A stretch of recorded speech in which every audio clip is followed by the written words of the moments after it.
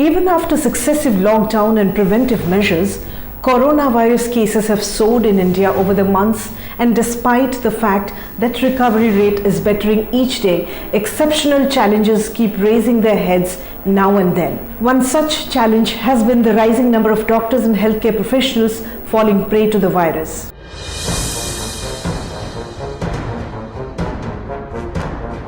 Though the exact number of doctors and nurses affected so far remains blurred, every day cases get reported from all parts of the country and the state. If we talk about Odisha, every day 1 or 2 frontline health workers are falling prey to the disease. So far, more than 100 health workers, including 58 doctors and nurses across the state, have been found COVID-19 positive.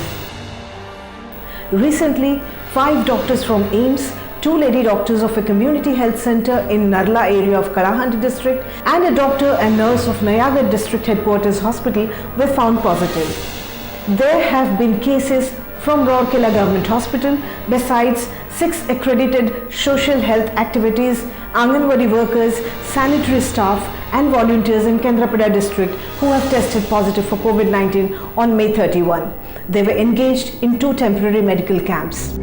Allegations that healthcare workers are not being allowed to test, as authorities think that if they test positive it would send a bad signal to others and they may refuse to work, are rife in all parts. But it is a fact that infected doctors not only pose risk to patients they are treating but also to their own families and other staff members. Many of these are very highly experienced senior doctors who are necessarily not those treating COVID-19 patients, and they include cardiology specialists, pulmonologists, diabetologists and general physicians.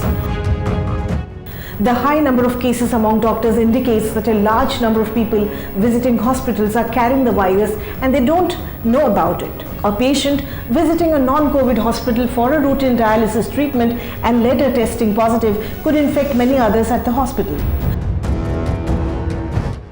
Why are we facing this challenge? Reasons could be many. A problem that traces its genesis to shortage of doctors, healthcare facilities vis-a-vis patients requiring treatment extends to lack of infrastructure to handle a pandemic. Measures taken in the decision-making levels with maybe an absence of commitment to the cause by the hospital administration, government and each and every individual. More and more healthcare professionals at the front line falling prey to the virus attack can be attributed to their exposure to large number of people. There is no control over asymptomatic patients visiting the hospitals for reasons other than COVID treatment, or complete disregard by hospital authorities in provisioning safety protocols that include thermal screening, proper masks and kits, PPE, gloves, shoes for doctors and admin officials. As cases of health workers affected by virus increases, what most governments overcautiously do is shut down the facilities. This shakes public faith in the healthcare system. Why? Because it sends a signal of systemic failure. Close one hospital, the patients crowd the others. What happens if one after another facility is closed? Do we have as many hospitals that can take the load of burgeoning COVID and non-COVID patients? What about number of doctors and nurses? Are the numbers proportional to the requirements?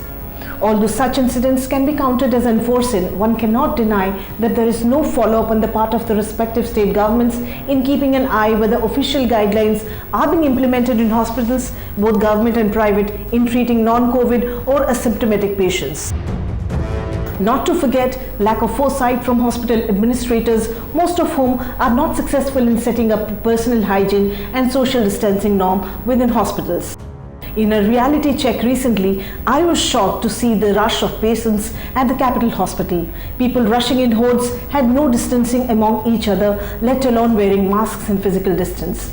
Not one doctor had a PPE. Though not a COVID hospital, can the possibility of COVID patients going to the hospital as an accident victim be ruled out? At the OPD, there were many accident victims who were made to stay in rooms which already had patients with flu-like symptoms. Most healthcare workers never wore a mask. Does anyone keep an eye on such public healthcare facilities? The situation in most premier healthcare hospitals are frighteningly similar. How frequently are the doctors and other professionals in these institutions being tested? If tested, are they being quarantined in case of exposure to positive patients? Is there a backup system in place both as far as manpower and infra is concerned? Because shutting down a private hospital may not be alarming, but closure of government hospitals will paralyze the system. So what should be done? The Ministry of Health and Family Welfare issued guidelines to be followed on detection of suspect confirmed COVID-19 cases in a non-COVID health facility, and nowhere has it a mention to shut down the facility. Rather, it has laid out a step-by-step process to close a particular section of the hospital for sanitization, and in case of more rise in cases, the facility can be made into a COVID hospital. The details are in the website. Every patient or their relative entering a hospital should be presumed to be a COVID patient, irrespective of their lack of symptoms or health certificate. It's time guidelines on hand hygiene and PPEs are made compulsory for all hospitals, irrespective of whether they are government or private. Caps, goggles, masks, face shields, water resistance coverall, gloves and shoe cover are all important to remain protected. Reuse of any of these should be a strict no. The use of PPEs and N95 masks must be exclusively available for healthcare workers and not commoners. The cost of care in case of such protocols for all patients is high, and so is the logistical and financial challenge for hospital administrators. Increased time for sanitation of operation theatres and common areas might delay every work, but then it's worth the effort. The Insurance Regulatory and Development Authority should allow increase the payout percentage for procedures for at least 1 year. If not shut down hospital, what next? Instead of shutting down hospitals due to infected staff seems very difficult, as each bed and healthcare worker is an essential resource in India's battle against the coronavirus pandemic.